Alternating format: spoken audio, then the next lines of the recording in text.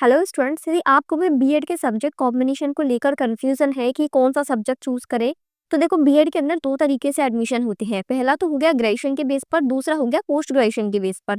यदि आप ग्रेजुएशन के बेस पर बीएड के अंदर एडमिशन लेते हैं, तो जो ग्रेजुएशन में आपके सब्जेक्ट रहेंगे, बीए के अंदर, बीएससी के अंदर, बीकॉम के अंदर जो आपके मेन सब्जेक्ट रहेंगे वो आपको बीएड के अंदर दिए जाएंगे।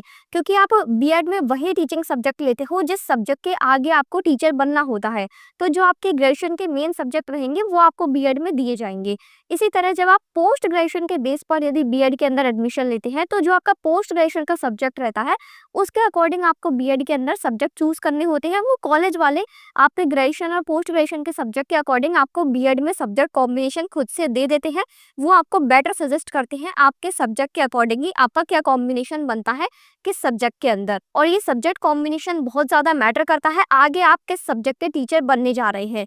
क्योंकि हम चाहे टीजीटी लेवल का देखें या पीजीटी लेवल का देखें, वहां पर आपका जो बीएड है और जो आपका ग्रेजुएशन है उसका सब्जेक्ट कॉम्बिनेशन सेम होना चाहिए। इसी तरीके से जो आपका पीजीटी यानी फर्स्ट ग्रेड के लेवल का यदि हम देखें, तो वहां पर आपके पोस्ट ग्रेजुएशन और बीएड का सब्जेक्ट है वो सेम होना चाहिए। तो यदि आपका सब्जेक्ट अलग अलग हो जाएगा तो आगे आपको शायद जो सेंट्रल लेवल पर टीजीटी और पीजीटी की वैकेंसीज निकलती हैं उनमें सब्जेक्ट कॉम्बिनेशन में जो एलिजिबिलिटी क्राइटेरिया है उसमें दिक्कत आ सकती है। इसलिए जब भी आपका बीएड का आप सब्जेक्ट चूज करें तो बहुत ही ध्यान से चूज करें कि आपका वो जो आपका ग्रेजुएशन का सब्जेक्ट है या पोस्ट ग्रेजुएशन का सब्जेक्ट है उसके अकॉर्डिंग वो सब्जेक्ट कॉम्बिनेशन बन रहा है या नहीं बन रहा है।